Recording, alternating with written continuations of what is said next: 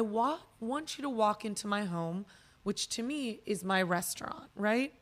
My parents ran a restaurant for 39 years, not because they would have stopped 10 years ago, okay? Because this is a very tiring industry. But they felt that the guests that came in became their family and their community. My mother and my father gave their whole love to, we watched people get married, have children. We watched their children grow up. My parents went to their recitals. Then we watched them get married. We catered their wedding. We were part of their weddings. We watched their babies. We held their babies. Hey everybody, welcome to the Decoding Cocktails podcast. I'm your host, Chris LeBeau. At the ripe age of 38, I left my former career behind and joined the hospitality industry. Since then, I've been on a rapid journey of learning, meeting all sorts of great people, and this podcast is my chance to bring you along with me, whether I'm interviewing somebody that works in the industry, another enthusiast, or occasionally stepping back to share what I'm working on or my thoughts. I'm so glad you're here, and so with that aside, let's get into today's episode. What's happening, everybody? Welcome back for another episode of the Decoding Cocktails podcast. My guest today is Natasha Bahrami. She is also known to many as the Gin Girl. Not only did Natasha grow up in the restaurant business, she actually grew up in one named after her, Cafe Natasha, which was started by her parents who had emigrated to the U.S. from Iran. While she grew up in the restaurant, there was a period of time when she was not in the family business. But eventually, many years later, it came calling and she returned home to help out. To many people's surprise, along with this, she made a dedicated effort to operate a gin-centric bar called the Gin Room. She will tell you how much work it has been and how many people told her it would never work in what she'll often refer to as a beer and bourbon city like St. Louis. But 10 years on, she is going strong and building momentum. Despite having had conversations about gin in the past, I reached out to her to go deeper into the spirit and hear what her focus is falling on these days as she marks this 10-year anniversary. The timing for this was great and very coincidental, as you'll hear us mention. The day before we sat down, I happened to be at the Gin Room for a tasting of the French gin Citadel, hosted by its founder, Alexandre Gabriel. A couple of things I found useful that Natasha will dig into for you. While gin tastings exist, like the one I went to, Natasha, who has put in a lot of work in this and has a lot of authority on the subject, here's the little humble brag. She was the 8th inductee into the Gin Hall of Fame. She says it's not really a spirit that we should think of as much for sipping, but is really more meant for mixing, and she'll get into that. She'll talk a little bit about why tonic water from a soda gun really can ruin so many people's perception of a drink like the gin and tonic.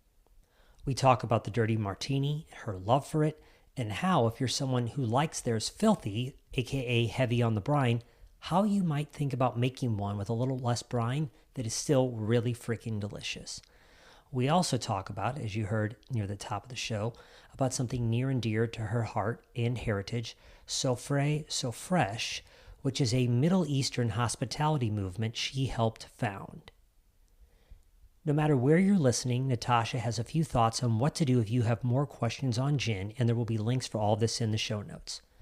She regularly consults the website theginisin.com. So when she encounters a bottle she's never seen, or if you want to know more about one on your bar shelf at home or in the store, take a look there. She also recommends finding your local boutique liquor store. In smaller shops like this, the proprietors are almost always likely going to be much more conversant on everything they have. If you're in St. Louis, I'd be remiss if I didn't shout out her shop, Grand Wine and Spirits, and I have to shout out Andy and Melissa at Intoxicology. Natasha says she tries hard also to respond to people on Instagram, so you can always drop her a note. And check out ginworld.com where you can find her growing list of events. Finally, if you're listening to this near the time of its publication, you should know that it is Negroni Week, and if you are in need of one, my guess is Natasha's team would be very happy to hook you up and answer all your questions about good gins for this beloved, bitter, boozy beverage. Sorry, I had to do that alliteration there. You can find Natasha on Instagram at The Gin Girl, and you can find the Gin Room online at natashasginroom.com or at Natasha's Gin Room. All this will be in the show notes. Enjoy this conversation.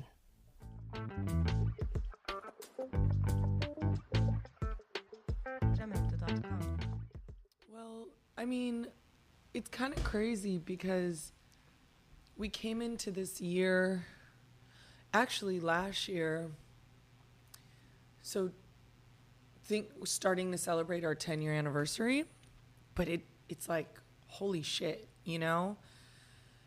And really, to me, something like 10 years doesn't really seem like a lot because my parents and myself have run a legacy restaurant for 39 years.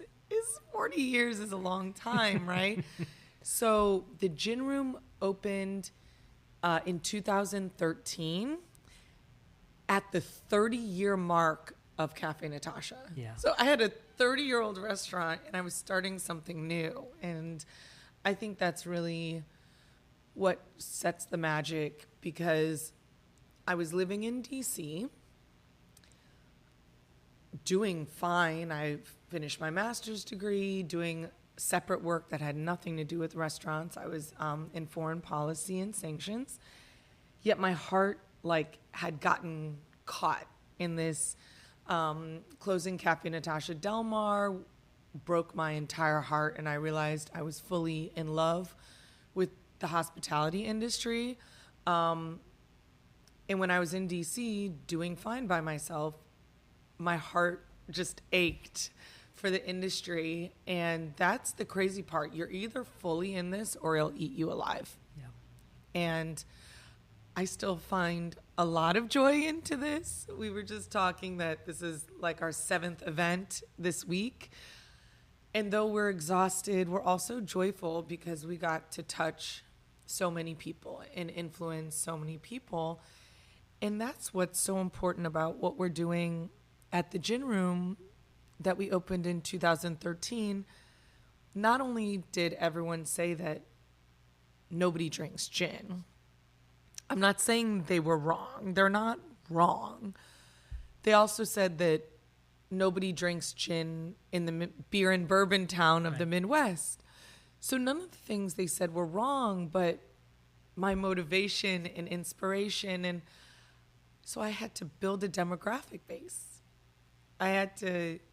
You would come in and you want a whiskey, right? You want an old fashioned. And sure, I'm going to make you the best old fashioned that I can make you. But I'm slowly going to earn your trust so that I'm like, hey, I got this barrel-aged gin cocktail. I have this rye distilled gin cocktail that's our own version of an old fashioned. You don't like it, you don't pay for it, right? Like, I want to see if I can ease you into the category of gin. And we baby spooned guests for the first couple of years to build a demographic base here in St. Louis for the category of gin. And I don't think we could ever have fathomed not only that we would do so well in St. Louis and Missouri, but that we would have such a national presence and influence on the category of gin. I think that's the most meaningful part of what we've done. Yeah, and I think, you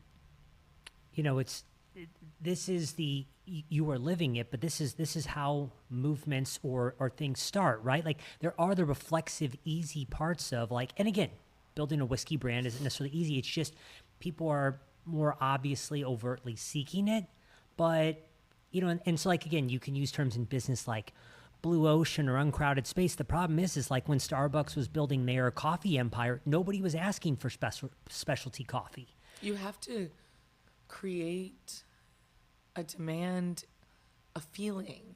Starbucks, I don't drink coffee, but if someone gave me, again, I'm not big company or corporate, but if someone gave me something and it's warm and it's deliciously made and they got that for me, and I'm going to enjoy that as if it's a special treat, more than someone just pouring me a cup of coffee that came from their coffee maker, even though both of that's hospitality, right? One feels like more of a hug. Bravo that somehow they created something that didn't exist. And I feel like I don't think I ever thought I was going to create something that didn't exist, right? I said the worst case that could happen when the naysayers said what they said is that I would cultivate a beautiful collection of gin. If nobody wanted to drink it, I would have it, right? And the worst case is I would express to guests something, and maybe I'd hit a few of them and they would be enamored with gin. That was, to me, my best case scenario, that I would convert some people to find a little more interest in the category of gin in my little Persian restaurant at that time. Right. I didn't intend to be where we are, except that we had to be so education focused, because you walk into a whiskey bar, there's whiskey. Somehow we've come to a world where people understand the levels of these things. Gin, still to this day. Right. We don't know, because it's the rules and regulations aren't there. It's a playground for creative people. Yeah, what was it? Yeah, yesterday, it was fun timing in the long run on this with yesterday with Alexandre Gabriel. Yeah, talking about like he's the owner and master blender of Maison Ferrand. Yeah, and with him talking about the idea that there's like 23 pages of regulations in cognac, and he's like, with gin you have one paragraph. That's yeah, 2 inches long. So one of the things you mentioned in advance that I'm all for is we want to stand up the category of gin rather than throw shade. But, you know, because you have all of this obviously locked into your brain at this point, you know, the thing you're still obviously, you get that pushback on occasionally is like people with experiences of gin that were not. They didn't enjoy their experience, whatever aspect hit them. And so in whatever way, Natasha, you're comfortable talking about it, Sure. I'd love to know, like, what are the things that make, you often said there's often the right gin for the right person. Yeah, every gin is not for everybody. Yeah. That's definitely the case. And so run with that the way you will, but I'd love for her to also think about, like, what is it about some gins that might make them just frankly less tasty, less appealing, period. Whatever way you would like to talk about that. Well, we are spending many years in this category. Still daily, I come across people who come with a bunch of guests that really want to experience gin. And they're a little more honest now. They're like, I kind of had a bad experience with gin, whether this is the truth. Gin is not meant to be taken off a dusty shelf and drank straight, warm as a shot. It's just not built for that. It's built to be social and sharing and mixing and modifiers. We just had a Amaro Loves Gin competition, because the modifiers that go with gin are just as important as what gin can do on its own, because it's meant to be joyful and shared and brought out at holiday parties, picnics, your porch on a summer day, okay? But because of the range and spectrum of the category of gin, this is less of I overdrank it in college and used bad tonic, and more the realities of gin. You'll go to a liquor store and there'll be, on a good day, 40 bottles of very pretty gin sitting at a retail shop. And let's say you even like gin already. Let's just give you that. And you're looking at this shelf and all the pretty bottles, but there's such a range and spectrum of flavors that you really don't know what you're going to get. You could look and see a bottle that maybe has more floral or more savory or something on it, but it really tells you nothing. And I think the biggest detriment to the category of gin that I'm working very hard to overcome is that the same reason that gin is very attractive to distillers is that there aren't these rules and regulations on what it's supposed to be.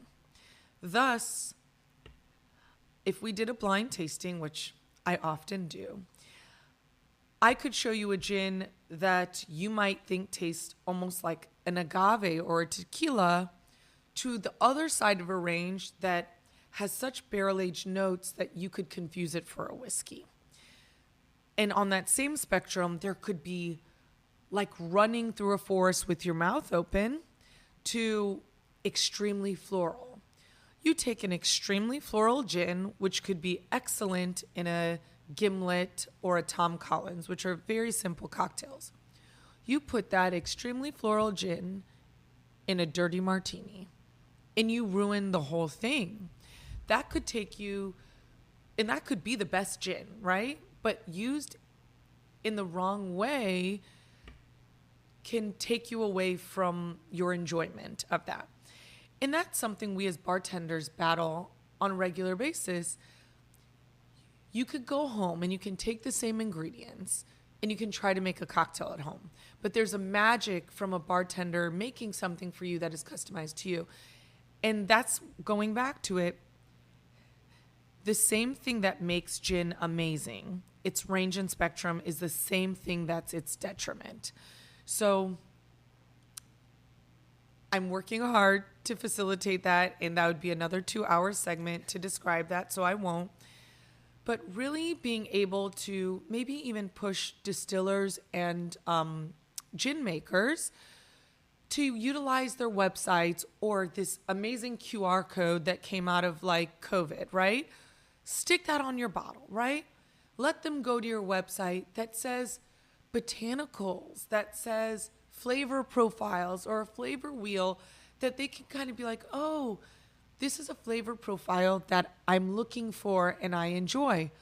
That could be one of the biggest steps that we could do in the category of gin to help the consumer be more informed.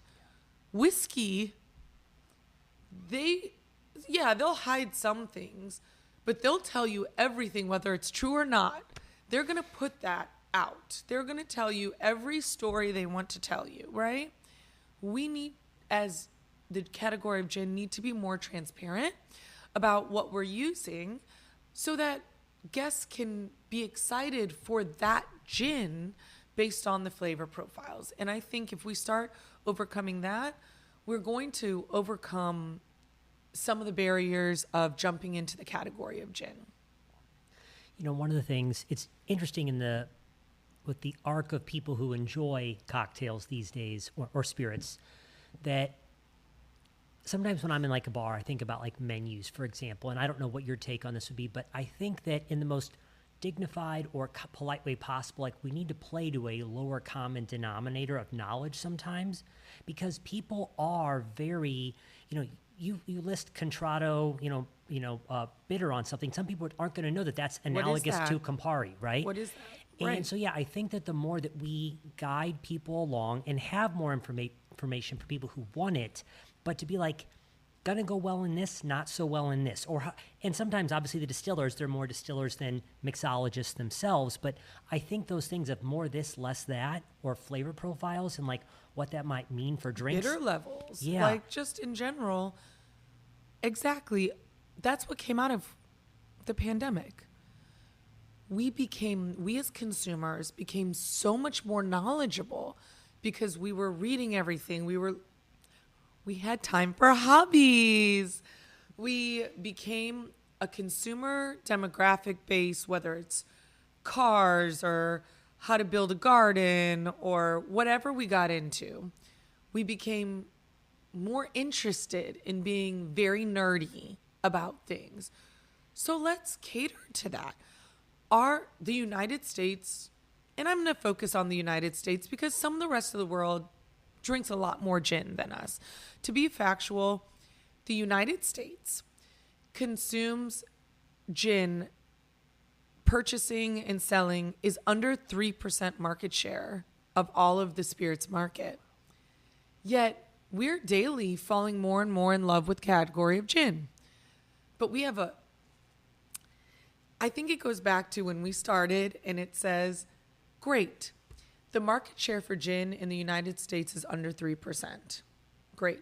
Let's work on that. Why? Through education and knowledge. And 2, it sounds like there's a void that we can capitalize on, not necessarily monetarily, but for the joy of gin. And so it's like when we started, no one's drinking gin. If we say less than 3% in the United States, this market is not saturated. So there is a void there that we should be jumping on. And by making 17,000 new gins is not the way to do it.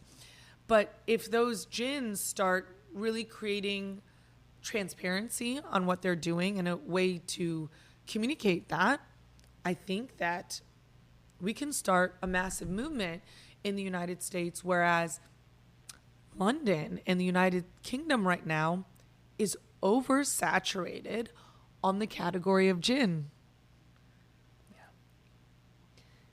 Yeah, and like, obviously, you said this earlier with regards to distillers many times. It's like, oh, vodka, gin, agave, sugarcane are some of their first runs, since some of them can be unaged at times.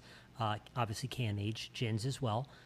But playing in the whiskey landscape could be more like people are more hunting, but it is such a crowded landscape. And very saturated. Yeah, and so I think it's like trying to find reasonable market share. And so, yeah, you have to do the hard and work. And price points. Yeah, correct. It's like expensive. Yeah, and the hard work like you've been doing all these years of like educating, but it is a relatively green pasture in comparison at that point. I'm literally leaving Sunday to go to do a Gin World Milwaukee. So I'm known as the Gin Girl. We host something called Gin World, is a platform for education that we take nationally around the United States. And we go to not only industry, but consumers, and create this kind of magic that brings it all together and brings joy and education surrounding the category. But we're not, though we have gone to New York and San Francisco and New Orleans and Phoenix, where we are going is what I'm called the joyful secondary and tertiary markets. Missouri has become one of the largest growth markets for gin in the United States and the center of gin. Wisconsin is a big state that likes to drink. It's actually a large market for the category of gin. Let's go spend some time there where marketing dollars will go a lot further because they're not catered to as much. I'm going to Milwaukee on Sunday with 7 national gin ambassadors. They're all flying in, and boy, are we going to love on this city. 2 months ago, we went to Minnesota, in Minneapolis. These are things that we're continuing to do because we want to share the love of what we're doing to whoever we can touch. Now, these smaller markets is what whiskey and gin and other categories are going to, because the noise in New York, California, Florida is so loud that you can't penetrate anything. Right. It's a pay-to-play market, right? I love you guys. You're amazing, but it's a pay-to-play market. You come to St. Louis and show some love. We just had a 42 Amaro seminar. 62 people showed up to it, and it sold out 3 weeks into the promotion of it. And we had a month left, and people wanted to come. For Amaro. Yep. What is Amaro? They Correct. want to know. Right. So why? I think investing in education for children is absolutely what we should do. Investing in education for adults is absolutely what we should do. If we invest in ourselves, then there's going to be things that come out of that. You know, I think it's interesting. I always like to look at food, and you've grown up obviously very In heavily, food. very heavily steeped in it. But yeah, I think like in many cultures, and America has had is having an awakening, has been having one around. In other cultures, you grew up and cooking is so centric, and for a long time we forgot and are rediscovering that. We work too much. Yeah, We're and a takeout culture. correct. And so, but I think in other cultures, you also grew up around A table. these things. Yeah. And again, wine is something that's diluted at the table, and you get familiar with it. So yeah, As a child, you're yeah, poured, yeah, you're poured yeah. wine. And I know people might have many thoughts on that, but yeah, I think these ideas of It's cultural. yeah, exposing people early so they. Because again, otherwise, then the first time you have gin is just this like wallop over the head with something you were able to sneak out the back Right. door of from a parent's dusty cabinet. When you're in Milwaukee or whatever situation you prefer, and because again, we thankfully have now at this point in culture people that are curious at the very least. At Very times. much so. When you have kind of this curious person sitting down with you, or perhaps at the bar right here. How do you begin that conversation to begin to find that gin that might be the right fit for that person? I think the biggest thing it takes is finding out if that guest has an open mind. Just smile at them. Just like a lot of times we as industry, we work so hard as hospitality and guest experience that sometimes we forget that sometimes we don't look approachable. Okay, lately we've been on some like national recognition and things that have been bringing people over to the gin room, which I think every day for that they think it's cool to talk about gin now, right? But guests will show up after reading like a Midwest Living article, okay? And they're like, I didn't realize this is in my backyard. Or they'll come from a different state to come down here. And they're like, oh my gosh, you're the Natasha, you were in this article. But I'm not that, right? I'm just a person who found somebody come to my place and travel far to come to my place because they found that they have some kind of internal enthusiasm to learn something. I might be really busy. There's a chance that on that day is probably a Friday night and I'm crazy busy, right? But if they're actually deeply interested in this, I'm going to have to stop and find some time to give them some one-on-one time because that's going to change their life forever. And this is something important. And though I've told this story a couple times in my life, it changed my life forever. As a 22-year-old young girl who had been running her parents' Persian restaurant since she was like 14, right? I say working in your parents' restaurant will drive you to drink. Even though I've never been been big drinker, the dirty martini was my go-to at 22, right? But the experience that I had that took me down the rabbit hole was an older gentleman who was behind a bar. I wish I could find him again. But I ordered a dirty martini at a time where vodka was prevalent, okay? He served me the best dirty martini I had ever had in my 22 years, right? And again, I'm young and I go, oh my gosh, do you use a special olive juice? And he goes, it's gin and olive juice. And I go, you put gin in it?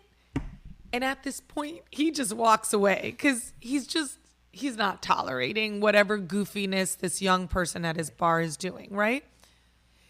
If he knew how impactful that moment had been to my life, almost that person alone started a gin movement. Because from that time, I turned into diving into gin and what gin meant in my cocktails. And then this was in the early 2000s where the American craft distilling movement was exploding. So new American gins were starting to drop at my bars.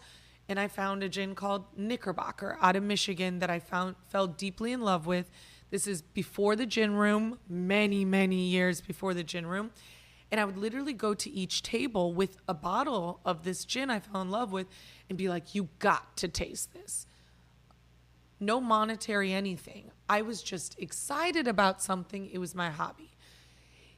I know that any table or any guest who comes to my bar that I might touch, this is to hospitality in general. Being kind, being approachable, being welcoming in general in the hospitality world is often very hard because we're overworked, underappreciated, and always tired and probably hungry and probably don't sleep enough, right? And this is what anyone who loves the industry and is not in the industry needs to understand. When you go to someone behind a bar or your server and such, they are on. It takes a lot of energy to be on, and they are going to try to be as genuine as possible, but we don't know you. So we're trying to figure out what you love, what you like. Help us a little bit. And also, sometimes people go out because they're having a bad day, right? And we're the ones who has to like diffuse that in a way and have you have the best experience you can possibly have. So as much as industry, we say hospitality coming from the industry, it's also guests coming in, understanding that we've chosen this life to make you happy. Right. So like it goes mutually. Like if you're interested in something, come in with an open mind, you know, and be like, hey, I kind of know a lot. I may not know much, but I want to know something. I bet that person behind the bar or your server or such, if you give them that energy, they're probably very interested to share their entire world with you. And that's what we love to do here at the Gin Room, as well as so many of the other amazing bars here in Bumblebutt, St. Louis, Missouri, who I think has one of the best hospitality industries, period. I tell people all the time, I'm like, yeah, if you walk up to a bar and you start asking a bartender genuine questions, it's amazing how often they're like, they're just going to open their soul. I want to tell you something. Yeah, and I think that I remember, you know, to what you're saying in terms of trying to, like, sometimes I walk into an event and I'm like I'll have my warm-up song before I go in because I'm like, they're paying for, quote unquote, I refer to myself in that moment as Cocktail Chris, to show up. But usually faking my way into that helps me. A quote I try to embody that I heard is, all it takes for something extraordinary to happen is one person with enthusiasm. And sure, guests should want what they want and all these things, but but at times it's amazing how often, because someone's like, oh my God, this gin just came in, you've got to try it. They're like, I've got to try it? I want to try it. I'm a whiskey guy. Tell me more. Tell me more about this very interesting thing, right? Yeah. It's mutual, and it's an industry that supports each other. Yeah. And we need to be there for that. Yeah. So we love being here for our consumers. We love being here for our adjacent industry. We are all a community here that builds on each other. I learn from the industry around me every single day. Every time I go to another city, I'm like, this is so cool. I don't care if it's the diviest of dive bars, which are amazing, yep, to a high-end cocktail bar. It's as long as there's this love and hospitality in it, there's always something to learn. 100%.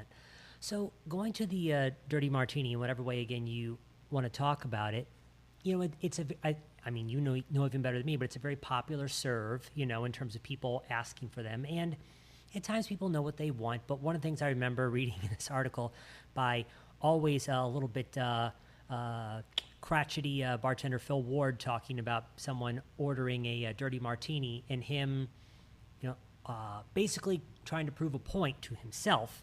Probably don't need to do, but like basically that olive brine after a little while can really begin to dominate a drink. So when you're building a Dirty Martini, do you have any general rules for like ratios and whatnot? How do you begin to think about it where it's not just a fortified brine cocktail? Or is there a way you'd answer that question? Well, I hope there's a lot of listeners who are into Dirty Martinis here. There's a lot of things. Do you like it with vodka? Do you like it with gin? I usually ask, are you a deeply dirty martini person? Because the dirty martinis on the Gin Room menu are generally not as filthy as many guests enjoy because we want to showcase the gin in addition to the overwhelming of sometimes, as you said, olive brine being there. Often people don't want a vermouth in their dirty martini. But this is what I like to communicate as well, is that it doesn't need to be a lot of it, but it's the correct vermouth or salinity of sherry that can be used, but it balances out the deep salinity of the dirty brine and creates a balance instead of just drinking a salty cold glass. Now, as a dirty martini lover, there are some days I just need a hard, shaken, dirty, salty martini because that's what I want. Someone should be able to get that. Yep. There shouldn't be judgment on that as well. So if you're coming in to get a nuanced dirty martini at the gin room and you're like, I like my dirty filthy, I'm going to make you a beautiful filthy dirty martini, not something that you don't want. Right. So really communicating to, let's say you're at home. How do you make a great dirty martini? Yes, pick your vodka or gin. If you're picking gin, please avoid using an orange or a floral gin because although some of the best gins have floral notes into them, they really don't blend as well with olive brine and salinity, and that'll bring out flavors you're not really looking for in your dirty martini. So I do understand why some people would like to move to vodka instead of understanding the spectrum of gin to do that. Yep. But when you shake your dirty martini, although it gets it very cold, it's also diluting it heavily. So if that's what you're looking for, feel free to do that. But if you actually enjoy filthy, dirty martinis, you'll find that actually stirring your dirty martini or building it and putting it in your freezer is probably, when you build your dirty martini and put it in the freezer, it creates this thicker, oily mouth feel to it that really, and then put your glass in the freezer as well. And that might actually be your ultimate dirty martini, especially if you're making home dirty martinis. It's called a freezer martini. Mm-hmm, mm-hmm. If someone, to kind of take it one step further, okay, I'm feeling adventurous today. I'm typically a filthy martini person, So, again, finding something that's not a floral botanical gin, do you have a rough ratio of brine to vermouth or brine to sherry you'd recommend they try if they're feeling a little bit more adventurous that day? And they're a filthy dirt martini drinker? So if they're going to kind of begin to like, hey, I'd like to I'll lean back a little bit. Yeah. Okay. So please do pick a gin that has a little bit more salinity to it. To answer that question too, gins out of Scotland seem to have a nice salinity to them. Okay. Some Japanese gins have a nice salinity to them, and some Irish gins have a nice salinity to them, which is really great for dirty martinis. Okay. If you use about a half ounce to 3/4 of an ounce of dirty brine, and sometimes don't go and just get olive juice from your old olives that are sitting in your refrigerator. I know it's like this trend, but really purchasing really nice olive brine can really take your dirty martini to a different level. Yeah. Or even experiment with alternative pepperoncini brines. Things like that are really fun as well. And I would say 3/4 ounce to half ounce of dirty brine, depending on your interest in vermouth. Grab a Manzanilla sherry, especially if you're not a big vermouth fan. Manzanilla sherry has a lovely integral salinity through it that is out of the coastline of Spain. Add 0.25 or a half ounce of Manzanilla sherry or vermouth and do a pinch of Maldon salt or sea salt, the flaky salt, okay? Don't put iodized salt in there, and crunch it in there, stir it up, and you might get about 1.5 ounces or 2 ounces of that gin that has salinity to it will make you a gorgeous dirty martini. Cool. I love it. Yeah. So earlier you were talking about tonic water a bit, and again, something for everybody out there in a way. But as we have seen this market open up a little bit right there, when you think about people, gin and tonic doesn't have to be for everybody, but what do people need to know about tonic in terms of finding something that's the right fit for them? When do they maybe think about investing in something that is a little pricier than some of the basic commercial tonics? How do you begin to talk to people about them? Absolutely. I think the conversation on tonic is one of the most important ones that has pushed guests away from the category of gin, because they've had gun tonic on their gin tonic can completely ruin an experience. Not because tonic that's on a gun couldn't start out as being good, but because of the lines, they become dirty and clogged and not attractive. I think the best thing you can do is request a premium tonic, which is usually a bottled tonic that has not gone through the gunked lines. But there are so many new tonics that have come out in the last 10 years. There is a Franklin & Sons that is absolutely gorgeous. If you like just a classic gin and tonic, Boylin tonic is absolutely gorgeous and really showcases the botanicals in gin extremely well. There's Q tonic. If you look into the flavors of Fever Tree, they have like a lemon tonic. They have a Mediterranean tonic. There's also a new trend it's called light tonic. Now, this is not a diet tonic. They're not using alternate sugar content. They're just using less sugar content. And what that does is it allows the botanicals in your gin to shine a bit more. But also people are like, what's my ratio to gin and tonic, right? It's really what you like. But really the ratio of gin in any cocktail should really be 1.5 ounces unless you're drinking martinis, okay? So I know at home we pour as much gin as we want, but that doesn't necessarily make something tasty because it's not balancing what you're drinking very well. So there is a book from Nick Kokonis that is called Something in Tonic, which everyone should get their hands on, whether they like or don't like tonic. It'll really help you guide through what tonic is and can be used with, including rum and tonic and things, Amaro and tonic. Mm-hmm. But I've fallen in love recently with the Sicilian lemon tonic from Franklin & Sons, both for Amari cocktails and for gin tonics are really robust and flavorful.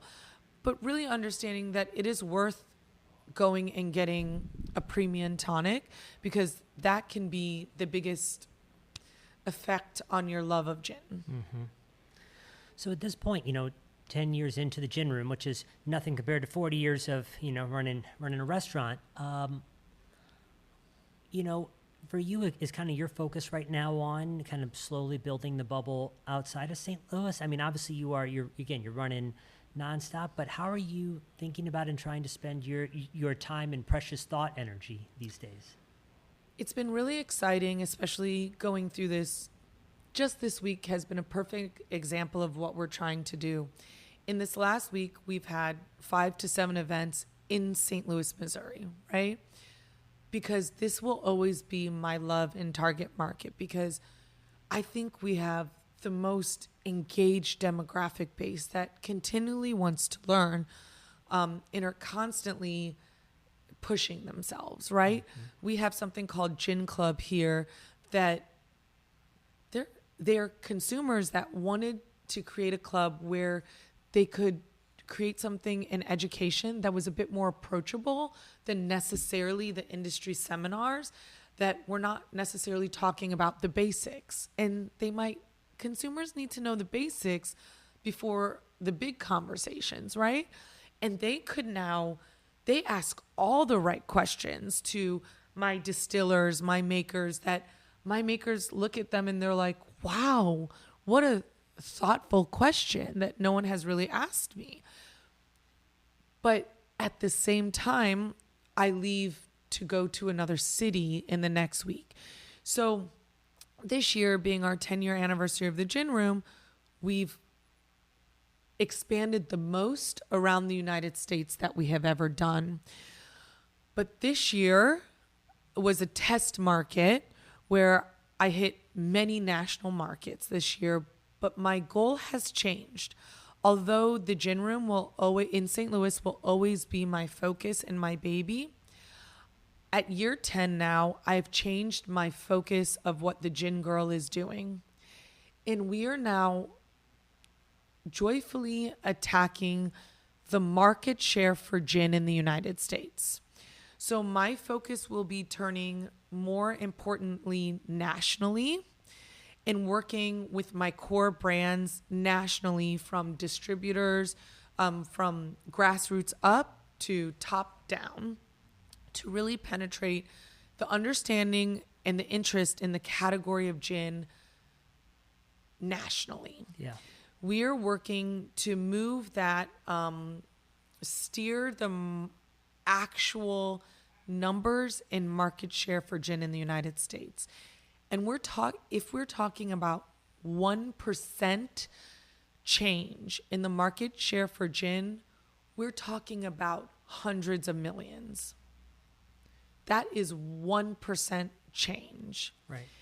And if anyone's going to do it, it has to be someone in a group of people that are deeply passionate, not only on making their own gins shine, but willing to invest in educating on the category of gin.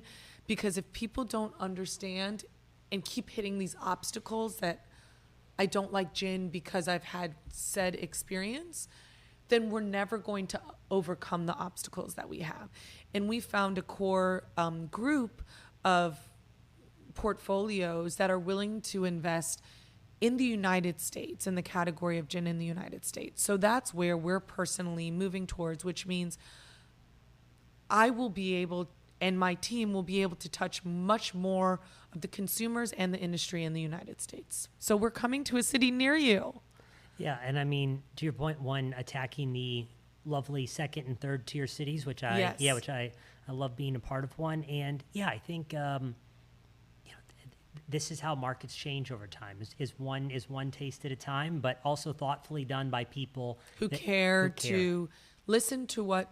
Okay, Wisconsin is a big state that drinks the Wisconsin old fashions.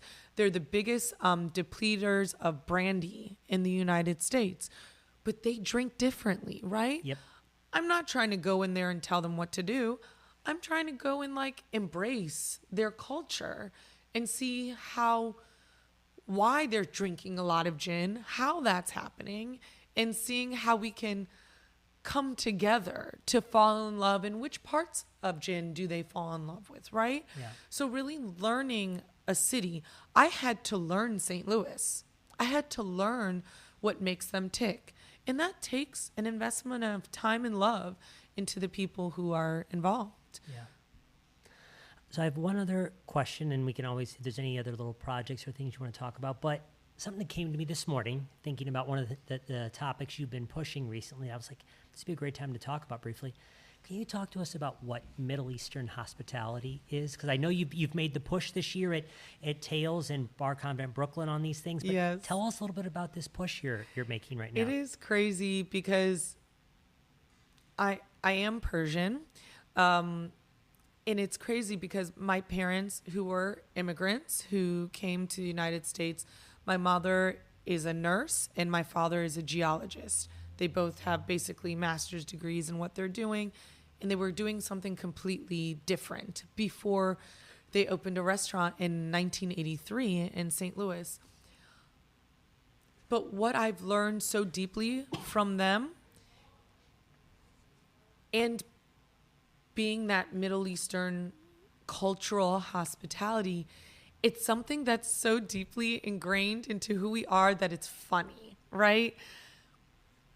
We have parties, we call them mehmunis at our house, where we invite our entire community to come to our house, right? And we don't put some food out. We put a massive feast out. And we offer you something. Chris, would you like some coffee? Would you like some steak? Would you like this necklace off my neck, right? You said you liked this glass, this vintage glass that I had at my bar. You walked in and you said, I'm in love with this glass. It is in my culture and my whole being to look at this glass and say, Chris, take this glass. I would like you to have it. And you're like, no, I was just admiring it. No, I want you to have this, right? I want you to walk into my home, which to me is my restaurant, right? My parents ran a restaurant for 39 years, not because they would have stopped 10 years ago, okay? Because this is a very tiring industry. But they felt that the guests that came in became their family and their community. My mother and my father gave their whole love to, we watched people get married, have children. We watched their children grow up. My parents went to their recitals. Then we watched them get married. We catered their wedding. We were part of their weddings. We watched their babies. We held their babies. This is not just me and my family. I could say it's just us, but it's not. Right. And there's big movements in minorities within this hospitality community. And I have to be careful by calling myself a minority because we have not necessarily been held down in ways other ethnic minorities have been. Sure. But what we are trying to come together is because it feels like there's not many of us in this hospitality community because it's ingrained in us to be doctors or lawyers or engineer, okay? But deep in our souls, the ones that have caught on to this, it is who we are. We are built by our families to give our entirety to others' experience.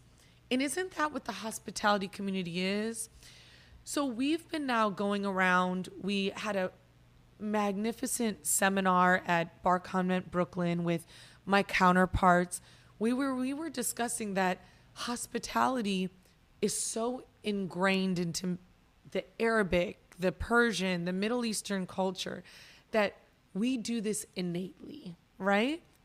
And what we're doing is every time we do something in New Orleans or New York or a bigger city, we find people are coming out of the woodwork like, I had no idea there's more of us in this community.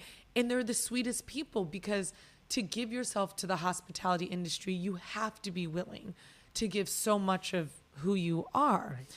And so we've been hosting, it's called Sofre So Fresh. We have Instagram, we have our Facebooks and such, but it's really a community that we're showcasing Middle Eastern hospitality or Persian hospitality, but really Middle Eastern, through using flavors and cocktails that showcase our heritage, but also in house-like parties where you're coming into our home or whatever space that we're using in a very intimate way where we're serving you, we're giving you a cultural cocktail. There's usually food from our culture being set there, music from our culture, but in a way that we're welcoming you in, we're answering questions, we're showing you love that our community wants to show you that's so part of who we are. And this all started with 3 of us, 2 a.m. at a Tales a few years ago where we all just kind of found each other. And we took each other and we jumped in an Uber and went to a random dive bar. And we stood together and we realized that we're all trying to do the same thing within our community. And we said to each other that night that by the next year, we were going to have an event at Tales of the Cocktail, for example, that was going to show Middle Eastern and Persian hospitality in whatever way the three of us can do. And we've pulled other people in with us, and it's starting to mount into a larger thing just to be inclusive. People are just finding that we're doing it, and they're like, this is part of me. My parents weren't necessarily open to me being part of the hospitality community, but now they have respect and honor for what we're doing because we're carving a way in our own communities that is just as important as a doctor and lawyer and engineer.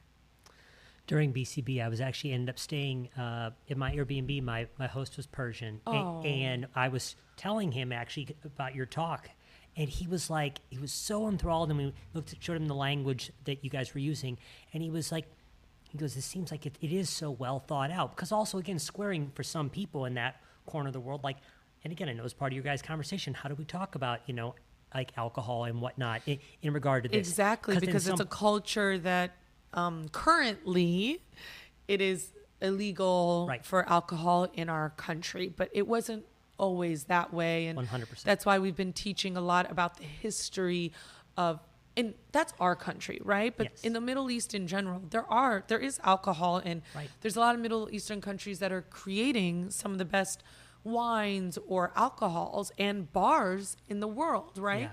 But you don't think of the Middle East as something that's on the 50 best bars list. Sure. But it is. Sure. So these are, I think, absolutely what you said as a person who's not Middle Eastern, being like, this is really cool, but we have to work a little bit harder to make that apparent to the world that it's not just another person or another bar. We have actually internal obstacles that have come before us, and we're really excited to be proud to be in this hospitality industry. So part of it, I'm sure, is obviously, you said the way that people are raised up, but one of the questions that really steered me to where I am right now and who I am is this question from this author, Parker Palmer, and he goes, you should ask yourself, what can I not stop doing? And to me, I'm a show and tell person. And so some of those things can be ingrained in you through family, and some things are just who we are. But yeah, that's a lovely, lovely story. So many events happening this week. Thank you for taking the time. Is there anything we haven't covered you want to talk about? It doesn't need to be. Just want to make sure that. So we touched on this, but if any of you who are listening, who may not be in love with gin yet, or maybe curious about the category, I really would say, really, every gin is not for everybody, but there is a gin for you, and I would say there's multiple gins for you. There is some good, there's something called The Gin Is In, and it is a website by Aaron Knoll that is maybe over 13 years. Aaron's been doing this, but you could put in a random, let's say you're standing at your liquor store, right? You could likely put in a gin and Google it as The Gin Is In, and the likelihood of him having reviewed this gin is high, and he creates a flavor wheel and a review, not to say, oh, is this good or bad? Aaron is more like, I want to review this to tell you the flavor profiles of what is happening here rather than bad or good, because that's subjective, right? And so he has this beautiful flavor wheel for all of the gins that he's reviewed, right? And so it's a really great thing that you can use as research. When you're like, I'm looking for a new gin, maybe I'm a baby stepper into the category.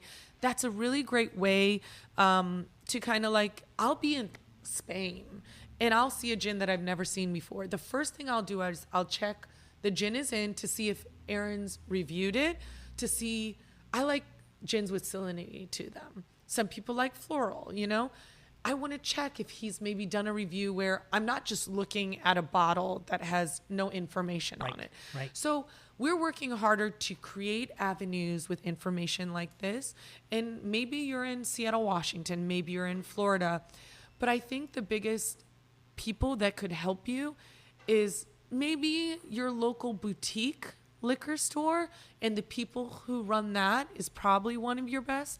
And also find your favorite bar that you trust and pick that bartender's mind and keep learning. Being willing to learn is really what's there. Or I'm Natasha Bahrami. I'm the Gin Girl on Instagram. I don't think I've ever refused a question that someone, as long as you're respectful in the DMs, ask me a question. Like, there's people who have sent their liquor store shelf picture into me and say, I'm trying to make a last word, an aviation. I just want a gin that goes with everything because I want one gin at home I can always use. This is what's at my liquor store. What do I pick up and what are the flavor profiles? If I get 700 messages in my DM tomorrow, that would make me so darn happy. And I bet I would take the time one by one to look at your interests and try to find something that you might enjoy, because this is all we are. We're people. And now we have the age of the deep internet, or being able to connect to each other on an easy way. Connect with us. Right. Let us answer a question that you might have, even though you're not in our backyard. Yep. A genuine question. Okay, so the Gin Girl, and then is it theginroom.com or our Natasha's Gin Room is our Instagram and our website. Okay. And then if you're in a different state, the Gin World has both a website that has all the upcoming events and cities that we're going to, and the Gin World on Instagram is also where you can ask questions as well. All three of those are great ways to connect with us. Yes, thank you so much. Oh, thank you. Thank you. Hey, everybody. Thanks for listening. If you enjoyed today's episode, I'd love it if you'd write us a review on whatever platform you listen on, or share an episode with a friend. The show notes are available at decodingcocktails.com/podcast. Happy cocktailing, everybody.